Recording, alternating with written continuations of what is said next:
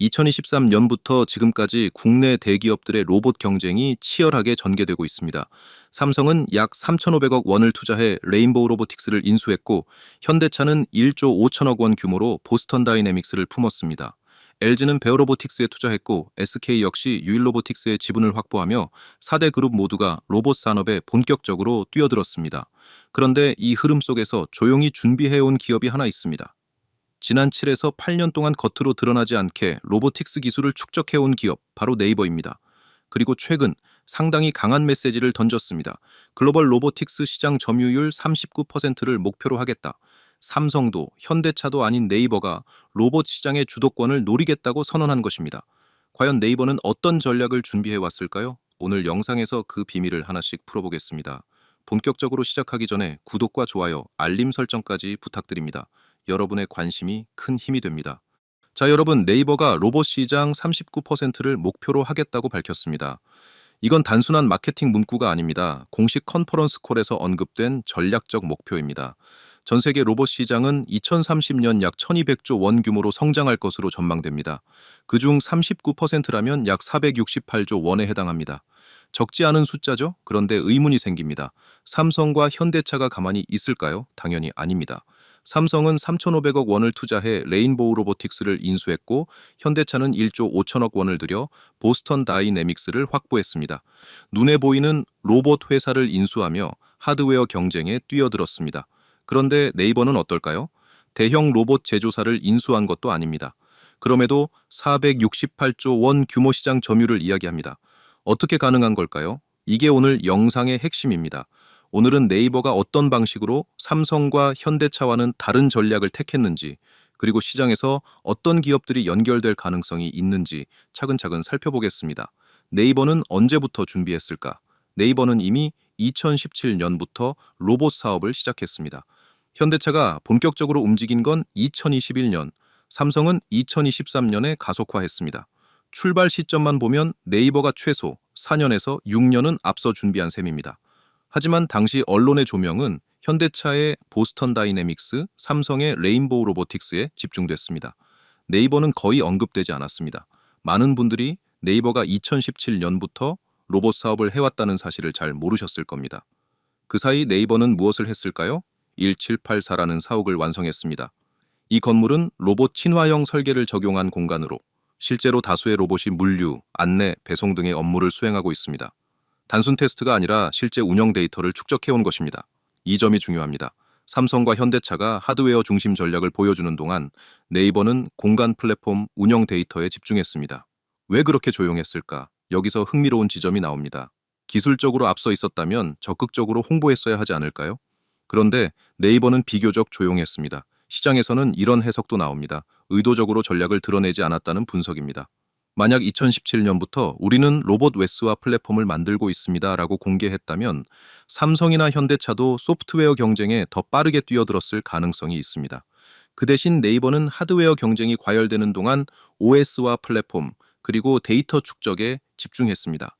그리고 준비가 어느 정도 마무리된 시점에서 공격적인 목표를 제시한 것입니다. 그렇다면 네이버는 무엇을 만들었을까? 하드웨어가 아니라 플랫폼과 OS, 그 차이가 무엇인지 이해해야 39%라는 숫자가 단순한 구호인지 전략적 계산인지 보이기 시작합니다. 이제 삼성과 현대차가 어떤 구조로 움직이고 있는지부터 차례대로 살펴보겠습니다. 삼성은 레인보우 로보틱스를 인수한 이후 휴머노이드 로봇 개발에 집중하고 있습니다. 협동 로봇 생산과 함께 하드웨어 기술력 강화에 상당한 투자를 이어가고 있죠. 현대차 역시 보스턴 다이내믹스를 인수한 뒤 스팟을 통해 상업 매출을 만들고 있고, 아틀라스 휴머노이드 개발에도 속도를 내고 있습니다. 핵심은 역시 로봇의 몸체, 즉 하드웨어입니다. LG와 SK도 크게 다르지 않습니다. 각 그룹 모두 로봇 제작과 물리적 플랫폼 확보에 집중하는 전략을 택하고 있습니다. 그런데 네이버의 접근 방식은 다릅니다. 네이버는 로봇을 직접 제조하기보다는 로봇의 뇌, 즉 OS와 플랫폼을 만드는 데 초점을 두고 있습니다. 비유를 해보면 이렇습니다. 삼성과 현대차가 집을 짓는 건설사라면 네이버는 그 집에 전기를 공급하는 전력 인프라에 가깝습니다. 건설사는 집을 한 번 지으면 매출이 발생합니다. 하지만 전기를 공급하는 사업자는 집이 존재하는 한 지속적으로 수익을 창출합니다. 네이버가 구상하는 구조도 이와 유사합니다. 로봇이 한 번 판매되고 끝나는 것이 아니라 로봇이 작동할 때마다 플랫폼과 OS를 통해 지속적인 수익이 발생하는 구조. 만약 네이버의 OS가 삼성, 현대차, LG 등 다양한 제조사의 로봇에 적용된다면 네이버는 특정 하드웨어에 국한되지 않고 생태계 전체에서 수익을 창출할 수 있는 구조를 갖추게 됩니다. 이 경우 시장의 스케일은 단일 제조사와는 차원이 달라집니다. 실제로 네이버 측은 자사의 핵심 경쟁력이 하드웨어가 아니라 소프트웨어와 플랫폼에 있다고 밝혀왔습니다. 그리고 지금 로봇 산업이 하드웨어 경쟁에서 플랫폼 경쟁으로 이동하는 흐름 속에서 이 전략이 점점 더 주목받고 있는 상황입니다. 그렇다면 네이버가 지난 8년 동안 준비해온 핵심 기술은 무엇일까요? 첫 번째는 아크라는 로봇 통합 관리 시스템입니다. 쉽게 말해 로봇 운영을 위한 OS 플랫폼입니다. 이 시스템의 핵심은 제조사에 종속되지 않는다는 점입니다. 삼성 로봇이든 현대차 로봇이든 서로 다른 제조사의 로봇을 하나의 플랫폼에서 통합 관리할 수 있습니다. 비유하자면 컴퓨터의 윈도우 같은 개념입니다. 제조사가 달라도 운영체제는 동일하게 작동하는 구조죠. 또 다른 비유를 들면 만능 리모컨에 가깝습니다. 각 브랜드별 리모컨이 아니라 여러 기기를 하나로 제어할 수 있는 통합 제어 시스템입니다. 아크는 로봇을 개별 장비가 아니라 플랫폼 기반 생태계로 묶는 역할을 합니다. 두 번째는 초정밀 3D 디지털 트윈 기술입니다. 기존 로봇은 GPS 기반 위치 인식에 의존하는 경우가 많습니다. 하지만 GPS는 실외 환경에서 주로 활용되며 공장 내부, 지하 공간, 대형 물류센터처럼 신호가 불안정한 곳에서는 한계가 있습니다. 네이버는 공간을 3D로 스캔해 디지털로 복제한 뒤 로봇이 해당 공간을 정밀하게 인식하도록 만드는 기술을 개발해 왔습니다. 이 기술이 고도화되면 실내 환경에서도 밀리미터 단위 수준의 정밀한 위치 인식이 가능해집니다. 즉 공장, 병원, 물류센터, 지하 공간 등 GPS가 닿지 않는 영역에서도 안정적인 로봇 운영이 가능해지는 구조입니다. 이 두 가지 기술이 결합되면 하드웨어 제조사와 관계없이 네이버 플랫폼 위에서 로봇을 운영할 수 있는 기반이 마련됩니다. 그래서 39%라는 목표도 단순 제조 점유율이 아니라 플랫폼 점유율 관점에서 이해해야 합니다. 로봇을 직접 판매하는 구조가 아니라 OS와 플랫폼을 통해 지속적인 수익을 창출하는 모델입니다. 그런데 여기서 더 중요한 포인트가 있습니다. 네이버의 진짜 자산은 구독료 자체가 아니라 데이터입니다. 네이버 플랫폼이 적용된 로봇이 전 세계 공장, 병원, 물류센터에서 작동하게 되면 운영 데이터가 축적됩니다. 작업 동선, 생산 흐름, 병원 운영 패턴, 물류 효율 데이터 등 산업 전반의 실제 현장 데이터가 쌓이게 됩니다. 이 데이터는 단순 기록이 아니라 AI 고도화의 핵심 자산이 됩니다. 검색 데이터로 AI를 키운 기업이 있듯이 로봇 운영 데이터를 통해 산업형 AI를 고도화할 수 있는 구조가 만들어집니다. 그리고 데이터가 축적될수록 플랫폼의 영향력은 더 커집니다. 그렇다면 네이버에게 부족한 것은 무엇일까요? 바로 하드웨어입니다. 네이버는 로봇 제조사가 아닙니다. OS와 플랫폼 중심 전략을 택했습니다. 하지만 플랫폼을 안정적으로 검증하고 고도화하려면 자사 기준에 맞는 하드웨어 환경이 필요합니다. 현재 178445에서 운영 중인 로봇들도 외부 제조사 제품을 도입해 운영하고 있습니다.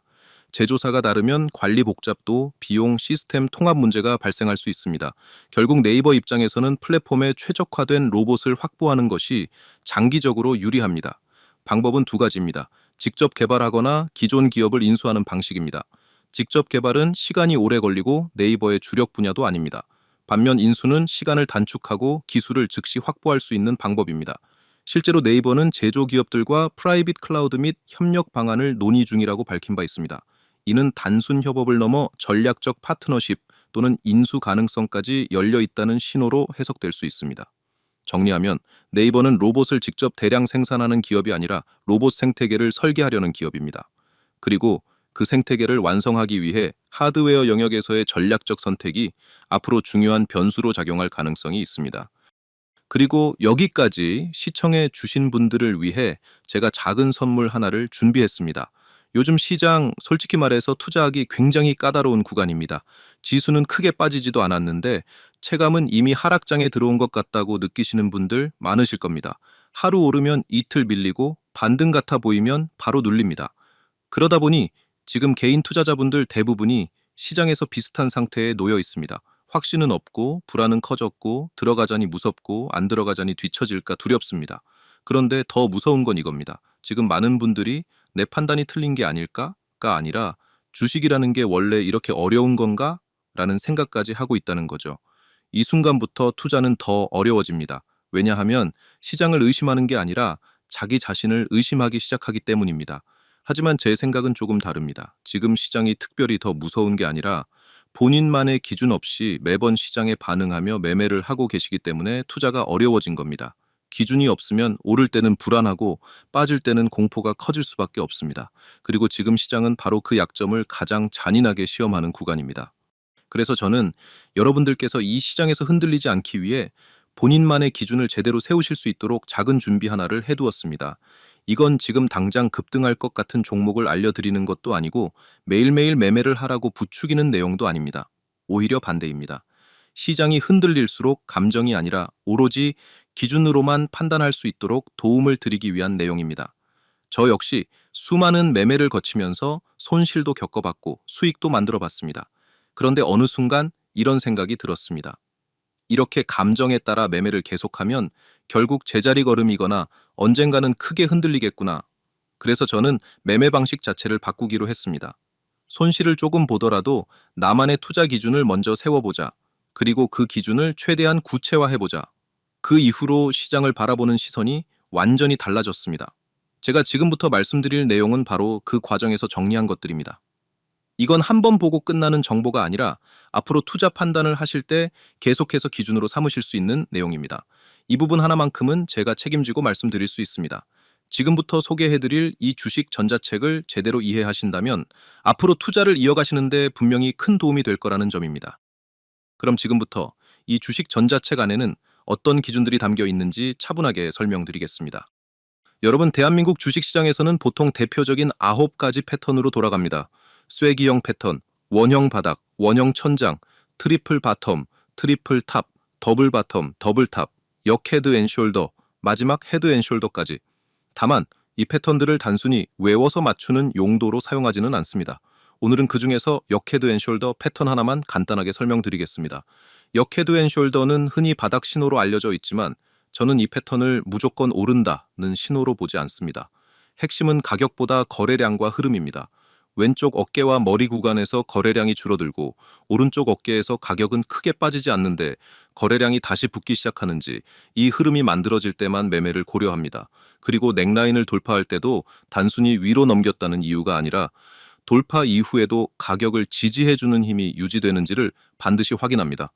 이런 기준 없이 모양만 보고 들어가면 역 헤드 앤 숄더는 실패 패턴이 되기 쉽습니다. 그래서 이 전자책에서는 각 패턴마다 언제 의미가 있고 언제 속임수가 되는지를 함께 정리해 두었습니다. 그리고 이 전자책 안에는 주식 초보자분들도 쉽게 따라할 수 있는 매매법이 있는데 대표 매매법 2가지만 정리했습니다. 첫 번째는 단타 매매 비법입니다. 흔히 단타라고 하면 빠르게 사고 빠르게 파는 위험한 매매라고 생각하시는 분들 많습니다. 하지만 제가 사용하는 단타 매매는 무작정 움직이는 가격을 쫓아가는 방식이 아닙니다. 짧은 시간 안에 수급과 거래량이 명확하게 몰리는 구간만 선별해서 들어가는 매매입니다. 이 매매법에서는 차트에서 갑자기 거래량이 붙는 자리, 그리고 그 거래량이 가격을 밀어 올릴 힘이 있는지를 가장 먼저 확인합니다. 그래서 기준이 충족되지 않으면 아무리 변동성이 커 보여도 매매하지 않습니다. 빠른 수익보다 빠른 판단과 빠른 정리에 초점을 맞춘 단타 매매법입니다. 두 번째는 세력의 거래량과 매집봉을 활용한 매매법입니다. 이 매매법은 차트에서 왜 이 가격에서 거래량이 터졌는지를 해석하는 데서 시작합니다. 주가가 크게 움직이지 않는데도 거래량이 꾸준히 쌓이거나 긴 윗꼬리나 아랫꼬리를 동반한 봉이 반복해서 나타나는 구간, 저는 이런 자리에서 누군가 물량을 모으고 있는지를 가장 먼저 의심합니다.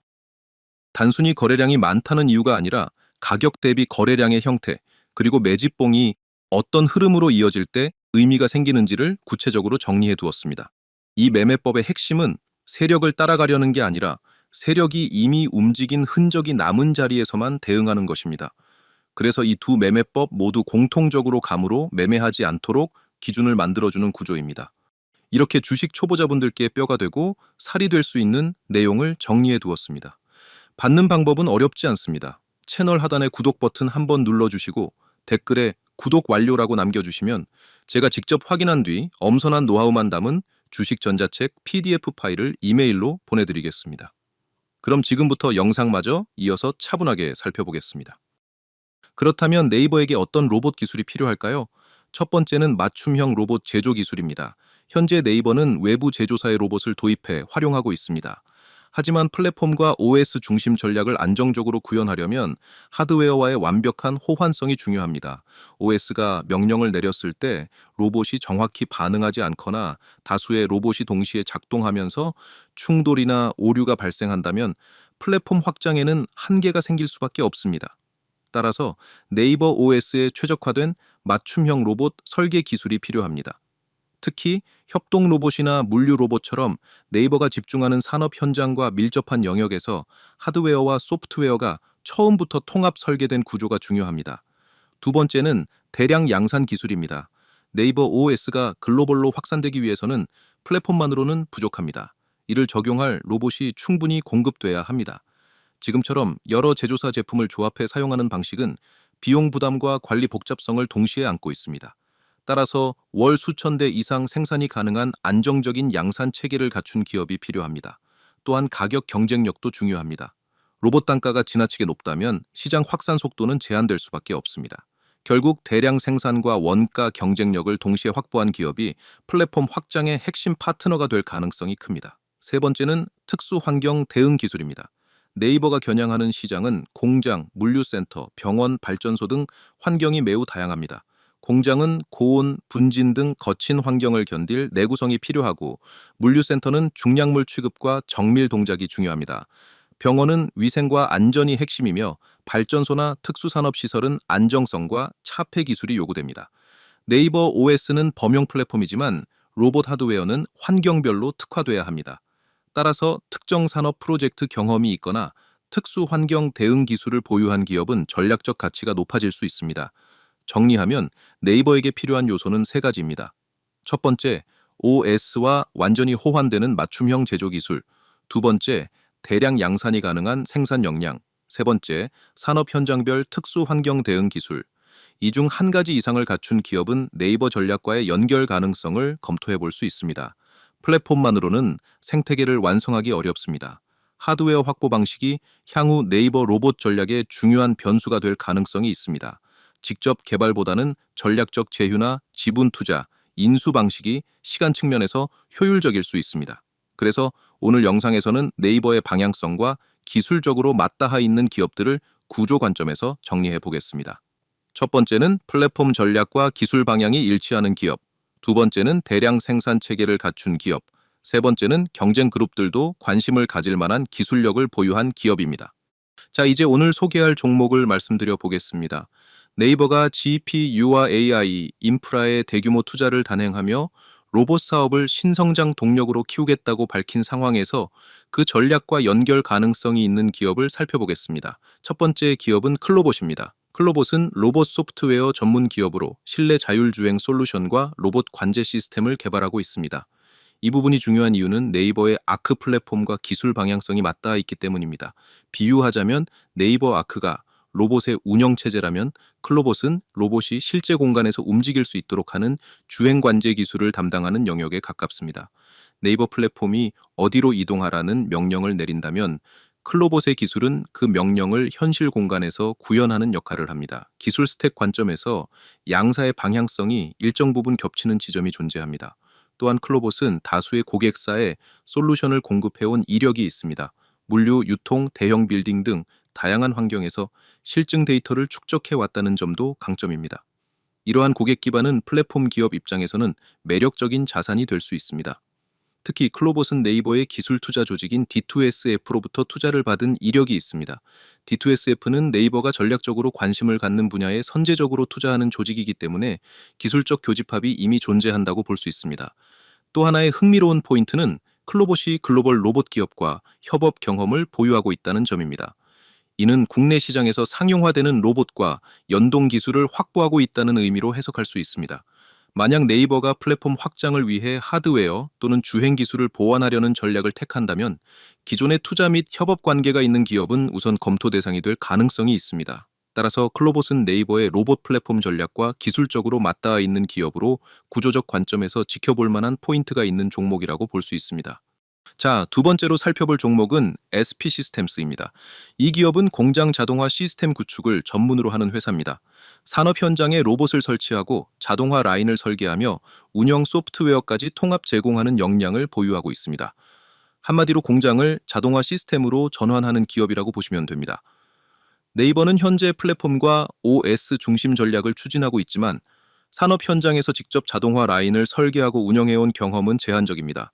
그런데 실제로 규모가 큰 시장은 서비스 로봇보다 산업용 로봇 분야입니다.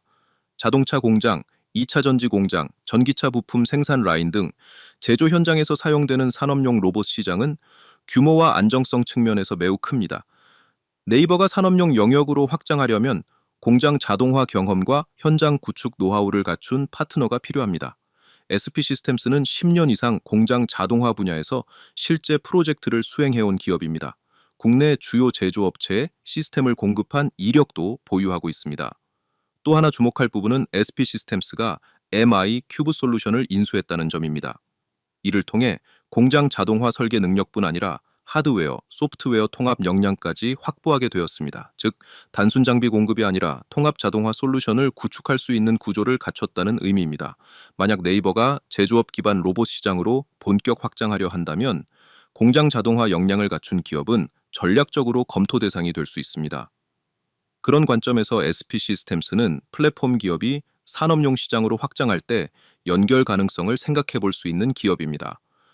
최근 제조업과 관련된 로봇 이슈가 다시 부각되는 흐름 속에서 구조적으로 살펴볼 만한 종목이라고 볼 수 있습니다. 자, 세 번째로 살펴볼 종목은 시메스입니다. 시메스는 AI 기반 로봇 소프트웨어 전문 기업입니다. 구체적으로 3D 비전 기술, AI 알고리즘, 로봇 제어 기술을 함께 보유하고 있습니다. 로봇이 산업 현장에서 제대로 작동하려면 세 가지 요소가 필요합니다. 첫째, 사물을 인식하는 눈, 둘째, 상황을 판단하는 지능, 셋째, 정밀하게 움직이는 제어 기술 시메스는 이 세 영역을 자체 기술로 확보하고 있다는 점이 특징입니다. 또한 이미 다수의 대형 고객사와 협업 경험을 보유하고 있습니다. 물류, 유통, 제조 분야에서 실제 프로젝트를 수행하며 상용 데이터를 축적해왔습니다. 특히 물류 자동화 시장과의 연결성이 높습니다. 대형 물류 기업들이 자동화 투자 확대를 발표하면서 관련 기술 수요도 증가하는 흐름입니다.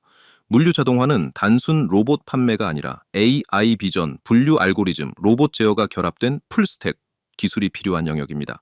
이 점에서 시메스는 비전, AI, 제어를 통합 제공할 수 있는 기업으로 평가받고 있습니다. 또한 전략적 투자, 유치 이력이 있다는 점도 눈여겨볼 부분입니다. 대기업들이 관심을 보였다는 것은 기술적 검증이 일정 부분 이루어졌다는 의미로 해석할 수 있습니다. 만약 네이버가 플랫폼 전략을 넘어 물류 제조 현장까지 확장하려 한다면 AI 비전과 로봇 제어 기술을 동시에 확보하는 방식이 효율적인 선택지가 될 수 있습니다. 그런 관점에서 시메스 역시 네이버 전략과 교집합이 존재하는 기업으로 검토해 볼 수 있는 후보군 중 하나입니다. 정리해 보겠습니다. 네이버는 로봇을 직접 많이 판매하는 기업이 되겠다고 말하는 것이 아니라 로봇 생태계를 설계하는 플랫폼 기업이 되겠다는 전략을 내놓고 있습니다. 그 전략이 현실이 되려면 소프트웨어만으로는 부족합니다. 맞춤형 제조 기술, 대량 양산 역량, 산업 현장 대응 기술. 오늘 살펴본 세 기업은 각각 이 퍼즐의 일부를 담당할 수 있는 위치에 있습니다. 물론 인수나 투자 여부는 아직 확정된 바 없습니다. 하지만 시장은 항상 가능성 단계에서 먼저 움직입니다. 중요한 건 뉴스가 나오고 나서 따라가는 것이 아니라 구조를 먼저 이해하는 것입니다. 네이버가 플랫폼으로 갈 것인지, 하드웨어까지 확장할 것인지, 그리고 어떤 방식으로 생태계를 완성할 것인지 이 흐름을 계속 추적해 보시기 바랍니다.